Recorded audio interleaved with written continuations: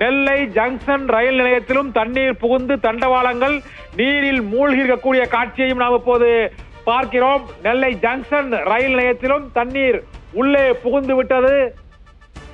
இடைவிடாது தொடர்ந்து பெய்து வரக்கூடிய மழையின் அளவு கடந்த 22 மணி நேரத்தில் என்ன மழை பெய்திருக்கிறது என்ற தகவல் வெளியாகி இருக்கிறது. அதிகாரபூர்வமாக அறிவிக்கப்பட்ட தகவலின்படி நெல்லை ஜங்ஷன் பாளையங்கோட்டையின் அருகே இருக்கக்கூடிய மூளைக்கரைப்பட்டி என்ற இடத்தில் மட்டும் 61 சென்டிமீட்டர், மூலக்கரைப்பட்டியை ஒட்டியுள்ள இடங்கள் தான் இந்த பெருமாள்புரம், மகாராஜ நகர், ஹைகிரவுண்ட், நெல்லை, பாளையங்கோட்டை மற்றும் ஜங்ஷன், வண்ணாரப்பேட்டை, சமாதானபுரம் உள்ளிட்ட பல்வேறு இடங்களிலும் 61 சென்டிமீட்டர் மழை பெய்து அந்த பகுதி முழுவதும் தண்ணீர்கள் நிரம்பி காட்சியளிக்கிறது.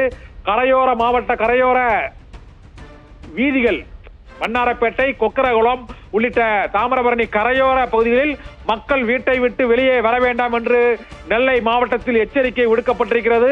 குறிச்சி, மேலப்பாளையம், பெருமாள்புரம் மற்றும் பாளையங்கோட்டை, வண்ணாரப்பேட்டை, கொக்கரகுளம், சமாதானபுரம், பாளையங்கோட்டை மார்க்கெட் உள்ளிட்ட பகுதிகள், சாந்தி நகர் உள்ளிட்ட பகுதிகளிலும் தண்ணீர் இப்பொழுது பெருக்கெடுத்து ஓடிக்கொண்டிருக்கிறது என்றும், இந்த பாளையங்கோட்டை சிவலப்பேரி சாலையிலும் அங்கு ஆறு போல் தண்ணீர் ஓடுவதால் பாளை மார்க்கெட்டிற்கு மக்கள் வர இயலாத சூழ்நிலை ஏற்பட்டிருக்கிறது என்றும், இதே போல பாபநாசம், சேர்வலாறு, காரையாறு, மணிமுத்தாறு உள்ளிட்ட அணைகளிலுமே தண்ணீர் மட்டம் முழுமையாக நிரம்பி இப்போது தாமிரபரணி ஆற்றில் 1 லட்சம் கனஅடி வரை தண்ணீர் பாய்ந்தோடுவதாக தகவல்கள் வந்திருக்கின்றன.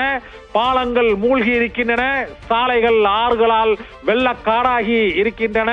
பாபநாசத்தில் இருந்து நெல்லை வரை அம்பாசமுத்திரம், கல்லிடைக்குறிச்சி, சேரன்மகா தேவி மற்றும் கல்லூர் உள்ளிட்ட பல்வேறு இடங்களிலும் தண்ணீர் ஆற்றங்கரைகளில் பெருக்கெடுத்து ஓடுவதால் பல கிராமங்கள் நீரால் சூழப்பட்டிருக்கின்றன.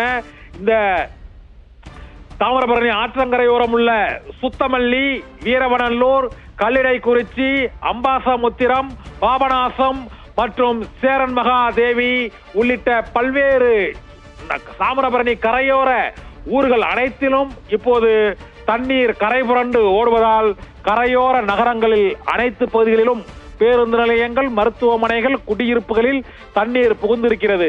இதே போல நெல்லையில் இருந்து தென்காசி செல்லும் சாலையான அந்த பகுதிகளிலும் பழையபேட்டை, கிருஷ்ணபேரி, ஆலங்குளம், பாவூர் சத்திரம், தென்காசி, கடையம் உள்ளிட்ட பகுதிகளிலும் இப்போது தண்ணீர் அந்த பகுதிகளிலும் சாலைகளில் பெருக்கெடுத்து ஓடுவதால் தொடர்ந்து அந்த பகுதிகளிலும் போக்குவரத்து துண்டிக்கப்பட்டிருக்கிறது.